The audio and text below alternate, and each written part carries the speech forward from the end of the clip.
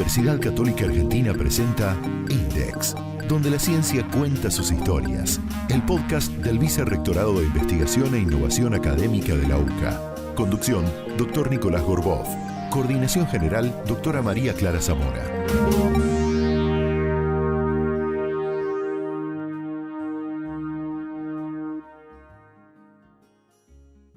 Les proponemos seguir conversando sobre la enseñanza de la matemática. Hoy nos vamos a focalizar en el nivel medio.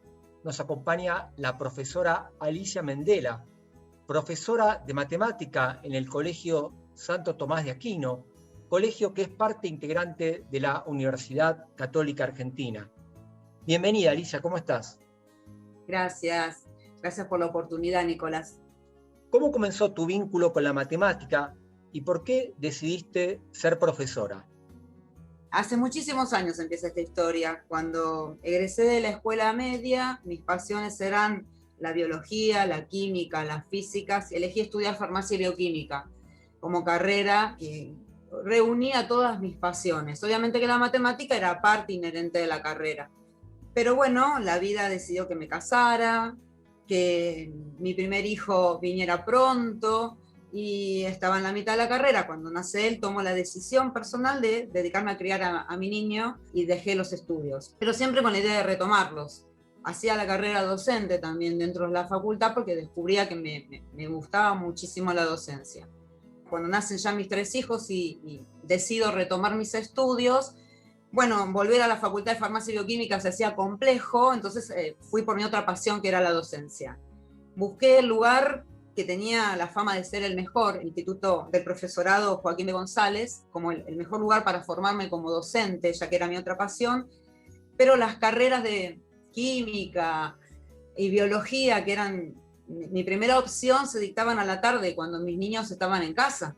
Entonces digo, no, tengo que estudiar algo que fuera a la mañana cuando ellos están en el cole, porque como mamá quería estar a la tarde con ellos cuando volvieran del colegio. La opción era física. Dije, wow, qué lindo, pero para física hay que saber mucha matemática. Entonces digo, no, primero voy a hacer la carrera de matemática, total, no tengo ningún apuro, hago el profesorado y después continúo adelante. Bueno, me enamoré de la matemática. Sencillamente me enamoré de la matemática de una manera que no me había imaginado. Así que acá estoy, me recibí casi en tiempo y forma, porque la verdad que le puse muchas ganas, porque me gustó mucho. Y luego seguí unos estudios superiores que tienen que ver también con la didáctica de la matemática, porque seguía siendo que me daba cuenta que lo que más quería era cómo transmitía estos conocimientos a nuestros jóvenes. Que bueno, acá estoy, todavía con mucha pasión, con muchas ganas, dando gracias a Dios por la oportunidad que tengo de poder trabajar en el nivel medio con los adolescentes, que es algo que me fascina. Es un desafío hermoso que uno tiene de transmitir algo que tiene muy mala fama, pero que en realidad uno puede hacerlo entendible. Que bueno, acá estoy, aprendiendo con ellos. A propósito de tu formación en el profesorado, ¿querés comentarnos cómo se prepara a un docente para enseñar matemática? Cuando estudié, hace ya unos años atrás, no estábamos preparados para los desarrollos tecnológicos. En la época que estudié la carrera, como docente, la computación ahí estaba como a un nivel muy básico, muy inicial. Tenemos una fuerte formación en lo académico, pero en la didáctica, bueno, hay elementos que no estaban presentes en ese momento. Así que sí obtuve una formación muy fuerte en todo lo que son contenidos. De hecho, nuestra formación, si bien el título nos habilita a trabajar en el nivel medio, prácticamente nuestra carrera y formación es para trabajar a nivel universitario. Por eso cuando egresé me daba cuenta que los tiempos iban a una velocidad tan grande y mis conocimientos tenían que ser mucho más para poder llegar a los jóvenes, porque no quedaba como desfasada entre la realidad que los jóvenes vivían. Los alumnos a los que yo tenía que transmitirle matemática manejaban recursos que yo no manejaba como docente. Por eso seguí la carrera de la licenciatura de la didáctica, que me dio muchas más herramientas para poder transmitir los contenidos y los conocimientos a los chicos. Igual no parás de aprender nunca, porque la tecnología y los avances, ni hablar de esta situación tan especial que vivimos el año pasado como pandemia. Me gustaría referirme específicamente a la institución en la que desempeño mi mayor carga horaria, que es el Colegio Secundario Santo Tomás de Aquino, que como colegio preuniversitario de la Universidad Católica Argentina hizo una inversión muy importante en tecnología y disponemos de aulas híbridas. Eso ha facilitado nuestro trabajo, el hecho de tener el aula híbrida donde una burbuja está en forma presencial y la otra está en casa, pero tenemos todos los recursos para que el que está en casa trabaje de la misma manera, casi que como si estuviera en el aula. Interactuamos con la pantalla, con los smart, con el control remoto. Entonces el que está en casa puede resolver en tiempo real, en la pizarra, delante mío, delante de sus compañeros, un ejercicio, como si estuviera en el pizarrón. Un ejercicio lo hace alguien que está en el aula, el otro lo hace alguien que está en casa. Pero vamos manteniendo una dinámica donde todos participan o todos pueden preguntar, y eso facilita muchísimo el trabajo. Además, la posibilidad de tener la tecnología a nuestra disposición nos permite enseguida con los smart compartir un video, abrir un programa para poder mostrar una función matemática como por ejemplo el GeoGebra, que es algo ya tan habitual para nosotros como para trabajar con la calculadora. Nuestros estudiantes están muy habituados a usarlo como un recurso para validar o para predecir o para corregirse. Al tener todo eso disponible se hace muy dinámico el trabajo en el aula. Y si los chicos presentan una duda, algo que se está tratando, y ellos presentan una inquietud, esta conexión de tener una computadora en el aula te permite enseguida, bueno, a ver, busquemos esto, lo googleamos, lo discutimos, lo hablamos, y salen a veces cosas que, la verdad, yo no las planifiqué, pero uno va con los intereses de los chicos. Si a los chicos les interesa ese punto, bueno, a ver, ¿qué hay? Exploremos. Se hace muy dinámico, y eso hace que todo sea más cercano. Y dentro de la institución también se caracteriza por enseñar una matemática que sea basada en lo que es el modelo de el AIE, ¿no? El aprendizaje inclusivo y efectivo, que también es una característica que tiene nuestro colegio, basado en las aptitudes. También tenemos una mirada muy personalizada sobre nuestros estudiantes. No todo el mundo tiene los mismos tiempos, todos pueden aprender, eso no hay ninguna duda. Y matemática como cualquier otra asignatura. Simplemente hay que respetarle los tiempos de cada uno. Tenemos esa posibilidad, trabajamos muy tranquilos con eso, un apoyo y un equipo. Esto es un equipo que trabaja, trabajando sobre las aptitudes que cada uno posee. Entonces, bueno, sus fortalezas, sus debilidades, y todos llegan al final del camino, algunos antes, otros después. Aquel que tiene mucha facilidad, bueno, se lo desafía a dar más. Y aquel que necesita se lo acompaña hasta llegar a los contenidos priorizados. Son las características con las que trabajamos, y la verdad que me hacen sentir muy cómoda y muy orgullosa de estar acá. ¿Cómo trabajás cuando no hay una motivación inicial por parte del alumno en aprender? Bueno, la matemática es algo difícil, te dicen por ahí. ¿Qué estrategia desarrollás vos como profesora?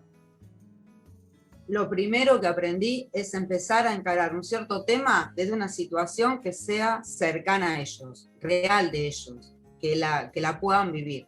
Ejemplo, tenía que introducir el tema de función exponencial, nada más que el COVID, la pandemia y todo lo que vivimos, que es tan del mundo de todos los días. Así que uno busca un material, seleccioné videos cortitos, como les gusta a ellos, pero de profesores o que tenían una llegada amena y que tuvieran que ver con las aplicaciones de la función, modelizaban situaciones reales de la vida cotidiana y las modelizaba en la función exponencial, sin que ellos supieran nada del tema en sí. Busqué 4 videos, seleccioné 4 videos muy cortitos, uno hablaba de la pandemia propiamente dicho y modelizaba esa situación, otro hablaba de situaciones familiares para ellos como el tablero de ajedrez, bueno, cosas cercanas.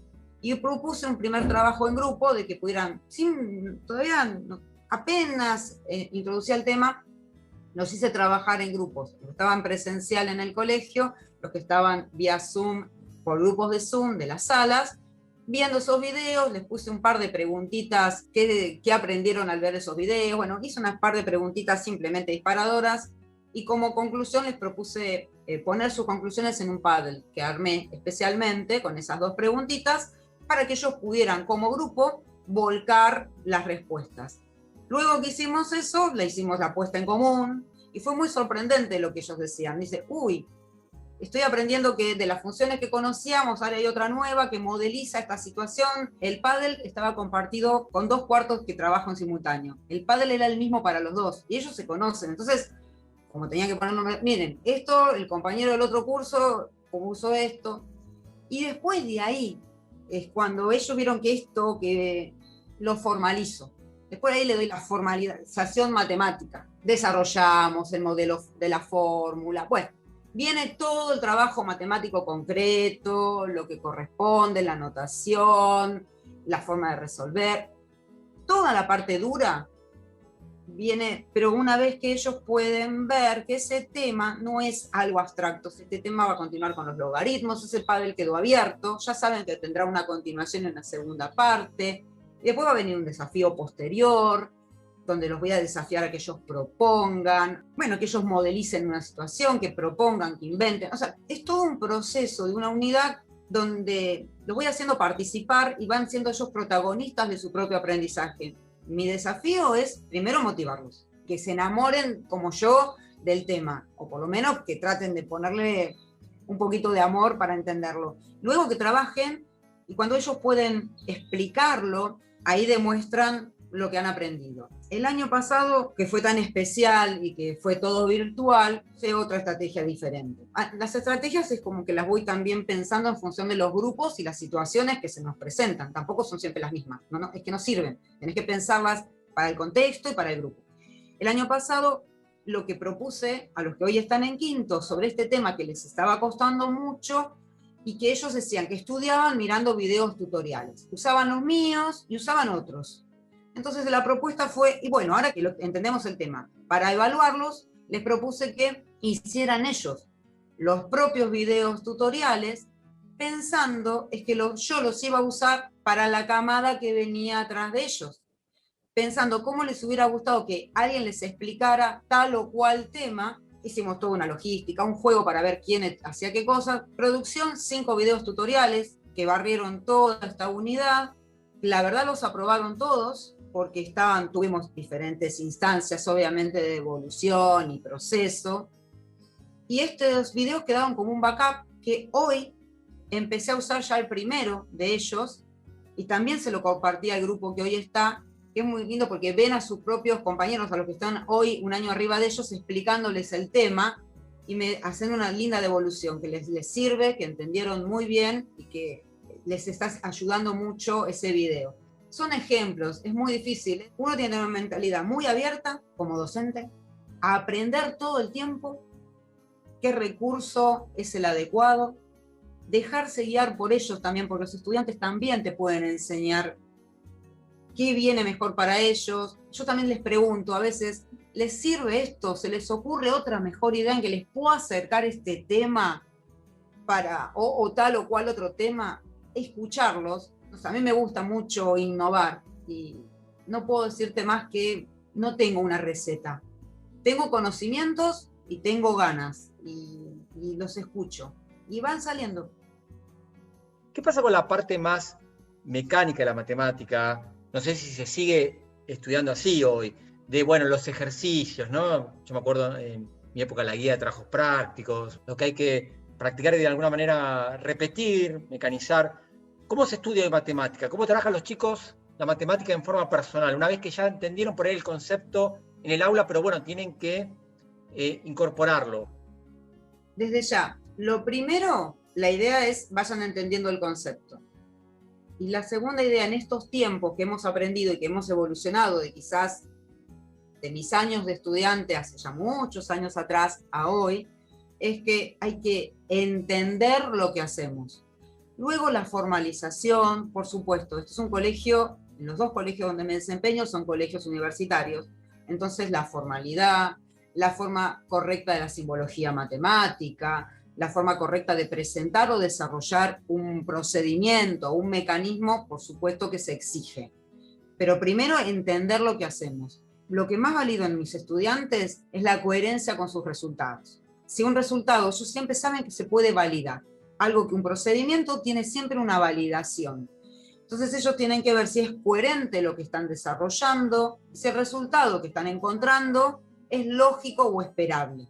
Cuando no es así, porque muchas veces pasa que en el medio de una situación de examen se pone nervioso, te comes un signo, un número, hiciste mal una cuenta, tocaste un dedito mal en la calculadora, lo que espero que escriban es: no encuentro el error, pero esto no es lógico, por tal motivo. Porque yo esperaba, por toda la teoría que ellos tienen que saber, esperaba encontrar esto, o, no sé, la gráfica de la función, y no me da, lo analítico no está coincidiendo, y no encuentro el error. A veces ellos mismos lo pueden encontrar en la situación de examen, pero a veces en la situación de examen se ponen nerviosos si no lo encuentran. Les pido siempre que justifiquen y que puedan defender. Los enseñamos mucho a argumentar, a justificar adecuadamente desde el lenguaje simbólico, el lenguaje matemático. Cuando estamos trabajando en el aula todos los días, les pasa eso, vienen y dicen: no me da el por qué. A ver, búscalo, he tratado de encontrar qué pasó, por qué me decís que esto no te da. Lo importante es que puedan pensar. Lo mecánico, lo reiterativo, nuestra época de reiterar, y algunos estudiantes y algunos docentes yo sé que lo siguen haciendo, pero nosotros ya queremos formar ciudadanos que tienen una responsabilidad distinta en la sociedad que les va a tocar vivir. Bueno, ya viven, pero como ciudadanos, ¿no? Con nuestros jóvenes que estamos formando. Tienen que saber decidir sobre situaciones. Hoy tienen computadoras, tienen calculadoras, tienen programas que hacen las cosas por ellos. La cuestión es validar si eso es correcto o no. Pasa por otro tipo de mentalidad. Para mí es importante que ellos lo que desarrollen, obviamente que lo tienen que hacer a nivel universitario, ¿no? Porque tiene que estar correcto.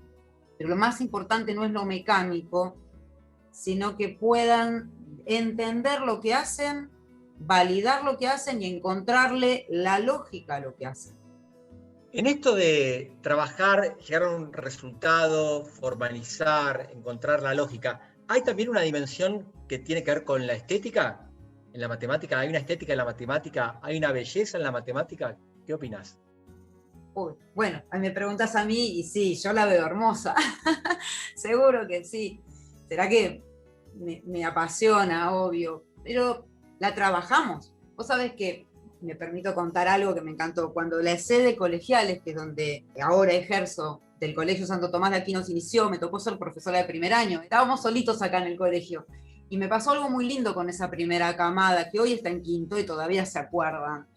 Claro, estábamos trabajando el concepto de fracción. Siempre los números racionales son un gran tema en primer año, porque en la escuela primaria no se termina de comprender el concepto de fracción. Entonces los chicos vienen con un miedo, que vos decís: vamos a trabajar fracciones, y ya es ya está, no, eso nunca lo entendí, qué difícil, qué, no, las fracciones. Bueno, estábamos empezando a introducir ese tema justamente con un videíto, con la posibilidad de que el colegio tengo Smart y tengo todo a disposición mía.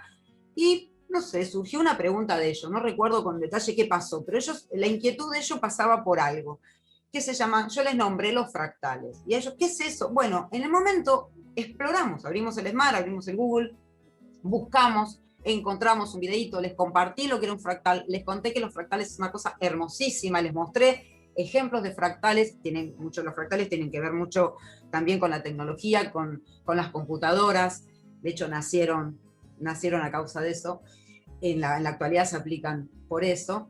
Y también están en la naturaleza. Bueno, empezamos a explorar. A ellos les gustó tanto que me hacían buscar en el mismo momento material. Se terminaron enamorando de los fractales. Conclusión: durante 3 o 4 meses nos la pasamos construyendo en sus horas libres, en los fines de semana, tetraedros, bueno, que terminaron construyendo un fractal que se llama fractal de Sierpinski. Bueno, no importa. Lo hicieron ellos, 800 tetraedros construyeron. Los traían en bolsitas y acá en casa, en el colegio, los armábamos. Hicimos una estructura bellísima, tengo el video guardado. Bueno, materializaron algo a partir de su miedo a las fracciones. Terminó siendo una obra de arte hermoso que decoró el hall del colegio durante todo ese año. Nos llevó meses hacerlo, pero lo hacían con una pasión.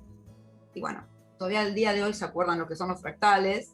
Y no sé, son esas cosas que surgen y me decís belleza y me acuerdo de eso. Y todos los años hacen algo, todos los años tratamos de no repetirnos. Encuentran la belleza en la matemática, cada uno a su manera. Para terminar, quisiera, agradeciéndote mucho este tiempo de conversación con nosotros, preguntarte por tu participación en el libro Transformando las prácticas de evaluación a través del trabajo colaborativo. Allí vos participaste en un capítulo que se llama Matemática para la Vida. ¿Querés comentarnos algo acerca de ese capítulo? Bueno, gracias. O primero, que fue un trabajo colaborativo. Una de las cosas que también más me gusta es trabajar con colegas. Siempre trabajamos en forma de equipo. También es lo que queremos enseñar a nuestros estudiantes, ¿no? Que el mundo en el que ellos se van a desempeñar ya cuando salgan de la escuela es un mundo donde el trabajo tiene que ser en forma colaborativa.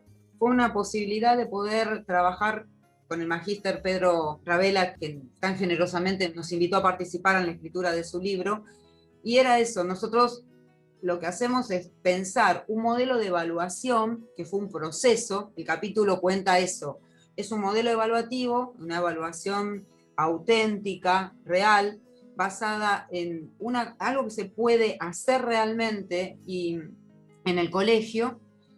Es un proceso en que van usando diferentes recursos de la matemática, diferentes unidades, y nos permitía, con diferentes tiempos de devolución, que los estudiantes aplicaran contenidos de matemática que habían visto en años anteriores y en el año actual. Entonces pudieran recapitular, unir, utilizar, aplicar lo que habían aprendido y estaban aprendiendo para resolver una situación real. Era un problema, planteamos una situación que era real. Era una feria para recaudar dinero y había que hacer una venta de empanadas. Y bueno, la ganancia era para ellos, para su viaje, una situación concreta. Y bueno, optimizar la ganancia, ver de qué manera les convenía diseñar la caja. Ahí había mucha geometría, mucha derivada. Conclusión, era para que puedan resolver un problema que era real y tenían que usar mucha matemática. Es un proceso porque llevaba 2 o 3 meses, y en el capítulo desarrollamos con lujo de detalles. La idea de mis colegas y yo fue pensar algo que cualquier otro docente que lo quisiera poner en práctica encontrara en el capítulo todo para poder hacerlo. Obviamente que cada uno después lo puede adaptar a sus estudiantes, a su entorno, pero quisimos que fuera algo que pudiera ser llevado a la práctica por cualquier otro colega, que fuera muy claro, porque a veces nos pasaba a nosotras eso, leemos muchos libros y decís, bueno, pero esta persona nunca estuvo en el aula, porque ¿cómo hace para llevar esto a la práctica? Está muy linda la idea, pero... Y cuando la queremos bajar, entonces por eso lo quisimos hacer. Desde nuestra experiencia, en realidad se basó en la experiencia personal que teníamos nosotras, lo hicimos con un curso real. Dijimos, bueno, esto es real, esto se puede hacer, esto lo hicimos, y otro colega lo puede replicar, a pesar de que le pueda hacer las adaptaciones que quiera, pero tiene algo para empezar a trabajar, y lo puede bajar a sus estudiantes. Ahora vamos a conocer algo más sobre cómo se enseña matemática en el nivel superior, más precisamente en las carreras de ingeniería de la Facultad de Ingeniería y Ciencias Agrarias de la UCA. Nos acompaña una de las docentes del denominado ciclo básico de las carreras de ingeniería, la profesora Mara Barbagalo. Mara es profesora de enseñanza media y superior en física y matemática, magíster en gestión de proyectos educativos, ha enseñado matemática, álgebra y cálculo numérico, álgebra y geometría y cálculo elemental en diversas universidades. Bienvenida, Mara, ¿cómo estás? ¿Cómo estás, Nicolás? Un gusto. ¿Cómo comenzó tu relación con la matemática? ¿Por qué la has elegido como profesión? Si tuviera que poner en un orden de prioridades, mi primera vocación es la docencia y la enseñanza. Siempre me gustó enseñar.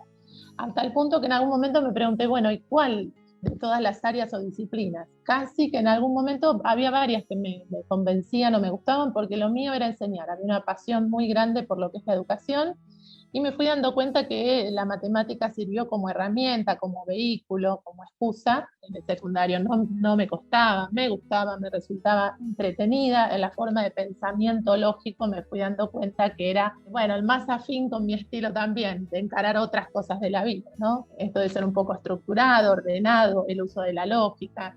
Tuve muy buenos docentes también en el secundario, como pasa siempre. Hay un tema también que tiene que ver ahí con una motivación, quizás con la personalidad o con el vínculo que uno establece con determinados profesores. familia también de ingenieros vinculados a la matemática, o sea, no me asustaba. Así que aparecieron las computadoras también en mi época cuando era jovencita y enseguida me interesó también la parte de programación y cómo armar pequeños programitas lógicos para solucionar problemas. Entonces, bueno, me fui volcando hacia ahí. Vivía cerca de la sede de la UCA de Colegiales. Fui hasta la UCA, averigué el profesorado de matemática, me encantó la propuesta. Teníamos muchas materias comunes con ingeniería y cuando llegué me dijeron que era matemática y física. Y dije, bueno, física también. Y me apasionó la física realmente, con mucho vínculo con la matemática, porque para estudiar física se necesita toda la parte de herramienta matemática. Así que, bueno, ahí de a poquito me fui enamorando también de mi carrera. Me gustaba mucho la matemática, la fui descubriendo, quizás al principio más inocentemente, pero después realmente me apasionó. Y me gusta enseñarla. Y la verdad que con orgullo, porque me encanta enseñar y buscar a lo largo de los años, que uno va cambiando, el contexto va cambiando, más ahora que estamos en la bimodalidad, siempre descubriendo formas nuevas para poder llegar mejor y transmitir mejor. La UCA tenía un profesorado hace muchos años, yo me recibí en el año 88, el profesorado había empezado unos 10 años antes, seguramente en el 70 y pico, porque había egresadas un poco más grandes que yo. En mi época éramos 5 o 6 alumnas, cursábamos las materias pedagógicas en otra sede, en la sede de otros profesorados, como filosofía, educación, y materias comunes con ingeniería. Entonces todas las físicas, las matemáticas, cálculos, álgebras, todos eran siempre compartiendo clases con alumnos de ingeniería. A tal punto que algunos nos preguntaban, y bueno, ya que estamos, ¿por qué no seguíamos la carrera de ingeniería? Pero repito que lo mío era la docencia. ¿Y cómo se preparaba un docente para enseñar matemática? La verdad es que yo me recibí hace ya 30 años. La formación era un poco lo que hablábamos recién, más enciclopedista. Si bien uno tenía a lo largo de la carrera distintas áreas, lo que es la parte de álgebra, lo que es la parte de cálculo, la física, porque bueno, los profesorados eran de las dos materias, uno salía con una formación general, pero después al dictar cada materia uno se iba especializando, ¿no? Y era profundizar los conocimientos, los contenidos, pero también las herramientas de didáctica de la matemática, de cómo enseñarla. Yo siempre me dediqué a los últimos años del nivel secundario y a los primeros del nivel universitario, ¿no? Porque en general trabajé siempre en carreras de ingeniería o de arquitectura de los primeros años. Al principio la verdad que estaba todo muy estructurado, las clases se dividían siempre en teoría y práctica. Entonces uno tenía un docente de teoría, o se hacía cargo de la teoría, y después estaban los docentes de práctico. Y ya eso siempre marcó un estilo, ¿no? Por un lado había que aprender conceptos, demostraciones, teoremas.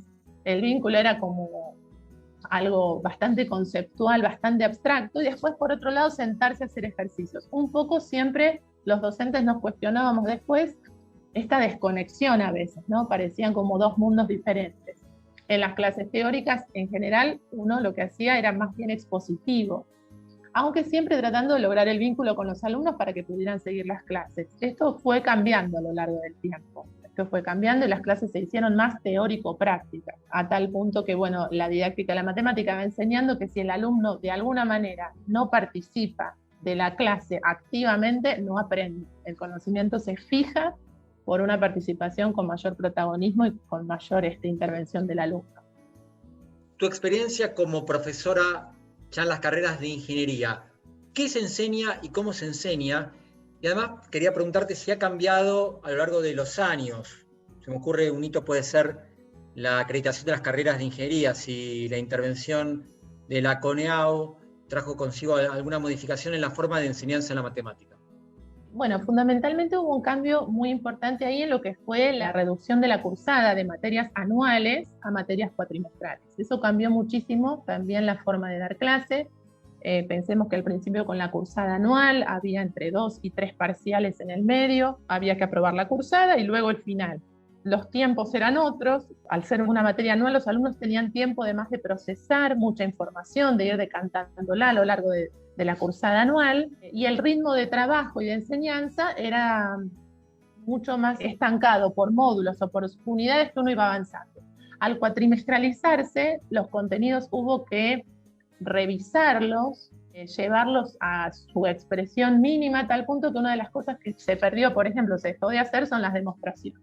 La mayoría de las demostraciones se dejaron de hacer para hacer enunciados de teoremas, apenas como un esbozo de las mismas, algunas más simples para que el alumno entendiera. Se dejó de lado también toda la parte de lo que es justamente lógica proposicional para poder hacer las deducciones de los teoremas. Todo eso se fue acortando la parte también de lenguaje simbólico para usar mucho la expresión más de tipo coloquial. Todo lo que es justificación se redujo bastante y se apuntó siempre a lo conceptual y a la aplicación de ese concepto a través de las situaciones más problemáticas. Y se hizo más hincapié en un dictado teórico-práctico. Entonces, el enunciado más breve de la propiedad, una demostración, si cabe, más corta, para llegar directamente a una aplicación práctica. Y en lo práctico se trató de integrar más los contenidos y de no dividirlos tanto. Y con una intervención un poco mayor. Yo participé junto con una docente de la UCA también, ya hace aproximadamente 10 años, de un proyecto que se llamaba Flipped Classroom, con clases invertidas.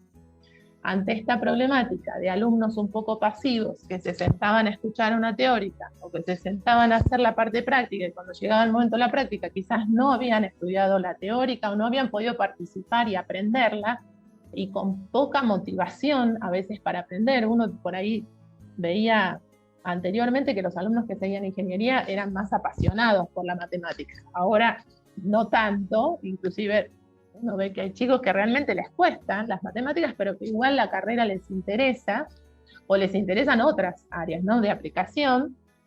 Entonces, hace aproximadamente unos 6 o 7 años empezamos con pruebas piloto en algunas comisiones dentro de la UCA de hacer el uso de esta metodología de enseñanza que es clase invertida. Entonces, los alumnos tenían, gracias al acceso de la tecnología también, una plataforma educativa, en su momento era Moodle también, otra versión, no la que se usa actualmente, se subía material para la clase a través de videos. Esos videos los grabábamos las docentes o buscábamos videos que están en línea de universidades extranjeras, de España, de Estados Unidos, de distintos lugares. Armábamos entonces para cada uno de los temas una cantidad de videos y de material que se subía a la plataforma, y los alumnos antes de llegar a la clase tenían que ver estos videos, tomar apuntes en sus carpetas y llegar a la clase con cierto conocimiento, por lo menos general, del tema que se iba a ver. Y las clases, en vez de convertirse en teoría y práctica, eran todas de práctica, donde se hacía hincapié primero en la puesta en común de lo que los alumnos habían leído, se habían interiorizado, reexplicando lo más importante, pero sin colgarse del pizarrón a explicar toda la teoría. Y después el trabajo colaborativo en grupo, donde los chicos tenían que trabajar con la parte práctica, primero solos, después con sus compañeros, y recién después pedir la colaboración del docente, que circulábamos más como mediadores o guiando el trabajo de los alumnos y tratando de que a lo largo del tiempo fueran alcanzando mayor autonomía. Se hicieron después evaluaciones y encuestas para ver la percepción de los alumnos, los resultados también de los alumnos, pero sobre todo buscando una mayor participación, porque veíamos que si no el alumno no se involucra actualmente, el alumno también necesita una participación más activa, porque si no era solamente, tomar nota, repetir y no terminar de aprender. A medida que se involucra, notamos que hay mayor motivación y se aprende más.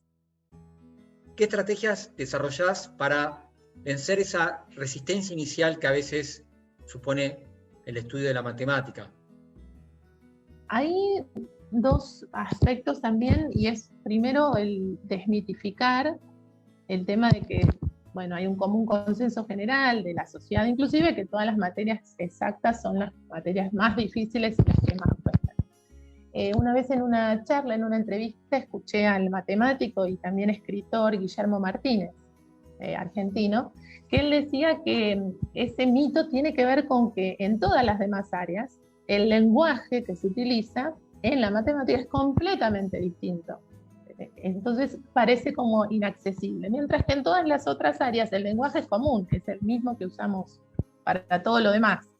Y entonces da esa primera sensación de que por ser un lenguaje diferente, uno ya está inhabilitado. No, lo que hay que hacer es, como todo lenguaje, aprender a usarlo para poder entenderlo mejor. Entonces, una de las cosas que siempre inicialmente trataba era hacer eso, empezar a hablar de un lenguaje común de a poco, trabajar todo el tema de la parte simbólica, pero mucho hablado también, esto que siempre les decíamos a los chicos cuando están desarrollando un tema, el escribir, ahora voy a hacer esto, estoy planteando esto porque necesito esto para hacer un desarrollo por distintos caminos, comparar mi desarrollo, que no tiene por qué ser el mejor ni el correcto, con el de distintos alumnos y valorar ese trabajo de que lo hicimos de distinta manera, empezar como a jugar con esto de que no hay una sola forma, que es repitiendo siempre lo mismo y haciendo el mismo procedimiento, sino encarar de manera gráfica, de manera simbólica, de manera algebraica, analítica, un mismo problema, atacarlo y sacarle el jugo antes de pasar a otro. Bueno, en ese poder equivocarnos, poder hacerlo por distintas maneras, bueno, ir tratando como de conquistar también, porque creo que es un poco eso, ¿no? Que haya como una cierta admiración, que es posible que todos lo hagamos, y que lo hagamos de distinta manera, y que puede estar bien igual, y que podemos discutir la ventaja de haberlo hecho de una manera o de otra. Y una cosa muy importante también es el tema de hacer un buen planteo, y a veces es no empezar a hacer un desarrollo inicial de un problema si primero no lo pensé. Hay también todo un mito en que si no arranco rápido con un problema es porque no lo entendí. Y es todo lo contrario, si arranco rápido es porque todavía no lo pensé. Tomarme mi tiempo, hacer los garabatos y los dibujos necesarios, y también siempre el análisis de la respuesta, ¿no? Hacer mucho hincapié en primero si cuando termino o llego a la conclusión de un planteo, estoy respondiendo a lo que me preguntaron o a lo que yo terminé la hoja de escribir, pero no me fijo si me están preguntando eso u otra cosa. Y después una estimación, si es posible que me haya dado este resultado o no. Todo eso es tan valioso como haber hecho el problema. Y eso tiene que ver también con disfrutar de lo que está haciendo uno, tener respeto por lo que haría en cualquier otra cosa, ¿no? Si me preguntan una cosa, tengo que contestar eso.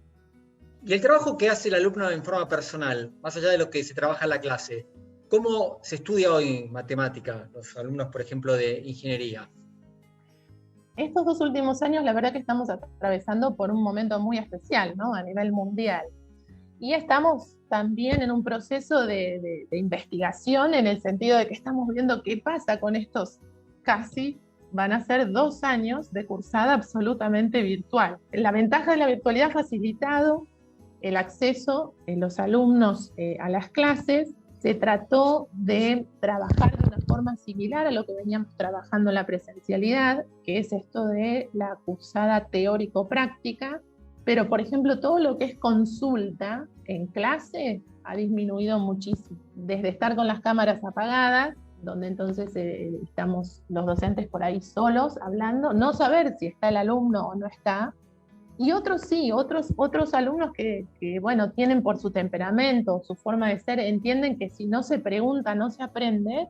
Entonces, bueno, aunque sea con la cámara apagada, están preguntando. Pero siempre son muy poquititos, y uno en el aula podía, a través del gesto, de la expresión, de lo corporal, ver si el alumno estaba presente o no. En este momento eso no se puede, así que notamos muy poca participación. Si bien los chicos están presentes, poca participación, y hay poco intercambio, que eso que es tan rico para poder, primero el docente ir teniendo feedback de lo que está haciendo, para hacer esto que te comentaba, decir, bueno, por distintos caminos, ¿cómo lo hiciste vos? ¿Cómo lo hiciste vos? Bueno, eso se hace un poco más difícil, pero también la comodidad de poder estar accediendo a un montón de material. Los docentes trabajamos con una plataforma que también es muy, muy completa, y se pueden subir desde videos, material ya sea escrito estático, dinámico. Trabajamos con un programa que se llama GeoGebra, donde lo podemos graficar y representar funciones en forma dinámica, y tenemos todo, digamos, al alcance para compartirlo. Pero no garantiza que el aprendizaje uno lo esté pudiendo también apreciar o palpar, porque realmente con la cámara apagada y a oscuras es muy difícil. ¿Querés mencionar algo acerca de, vos tenés una experiencia también en la enseñanza en el nivel medio, la articulación entre el nivel medio y el nivel universitario? Justamente en el nivel medio, en los últimos años, en 4º y 5º año, la matemática está siempre bastante orientada a poder darle a los alumnos herramientas para tanto el CBC en la UBA como para los cursos introductorios de las distintas carreras. Se trabajan muchas veces con guías de problemas del nivel superior, y bueno, lo que pasa siempre, el alumno, digamos, que tiene más facilidades o más interés, en general puede seguir las clases y son los que por ahí tienen intención de seguir carreras, ya sea vinculadas con la ingeniería o también con economía, con física. Y hay otros que ya llegado quinto año no les interesa el área, no tienen quizás ni la facilidad ni el interés, o ya decidieron por otras carreras, y entonces cuesta mucho en quinto año poder desarrollar las materias más relacionadas con las ciencias duras o con las ciencias exactas. En cuanto al trabajo de los chicos, y bueno, se limita mucho más a la parte práctica, les cuesta más la parte teórica, entonces, bueno, se trabaja con estos programas que son de simulación, de representación gráfica, de ejercitación, tratando también de llevarlo a problemas, y no tanto solamente a la parte de cálculo de ejercitación. El problema motiva mucho más al alumno y lo desafía también. En cuanto a la preparación, yo noto que en primer año a veces hay chicos que el interés en la ingeniería por ahí no pasa más por lo propio de la carrera, pero no por la parte de ciencias duras, y entonces les cuesta o tienen muchos déficits también, ya sea de preparación del nivel medio o de que no han podido estudiar lo suficiente o ponerse, digamos, a tono como para un primer año de ingeniería, y uno sigue viendo errores conceptuales que, bueno, son importantes, de operatoria o de cuestiones algebraicas básicas, ¿no? En esto que vos comentabas de admiración y del disfrute, ¿considerás que hay una estética de la matemática? ¿La matemática tiene una belleza? Obvio que la tiene, no todos la pueden percibir, creo que uno lo va aprendiendo también a lo largo de la vida. Conversaba con alguien también relacionado al área de las exactas, y decía que, bueno, la matemática tiene eso, que es algo puro. Los seres humanos no tenemos eso, y siempre hay dobleces, o siempre hay cosas que uno no puede ver a primera vista, y que la matemática tiene esa pureza, ¿no? Esa limpieza de lo que es la lógica, la parte axiomática, la demostración. La definición es una definición única y universal de cualquier concepto. Siempre recuerdo que cuando comencé también la maestría en proyectos educativos, tenía diferentes materias.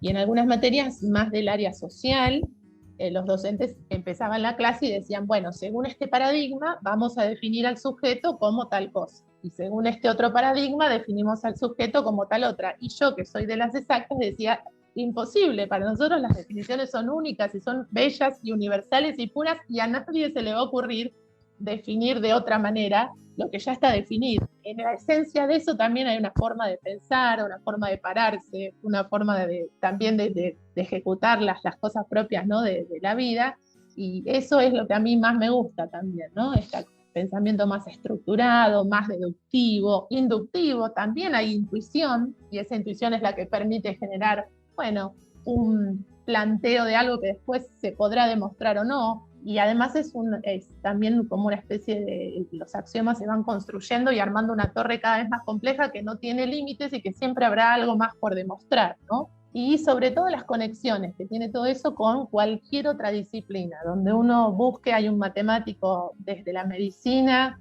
desde cualquier área, porque bueno, para modelizar muchos sistemas, justamente para la parte también de informática y de programación se necesita muchísimo, y es lindo que siempre forme parte de algo, de un equipo de trabajo también el matemático, porque tiene esa mirada particular. INDEX, donde la ciencia cuenta sus historias. El podcast del Vicerrectorado de Investigación e Innovación Académica de la UCA.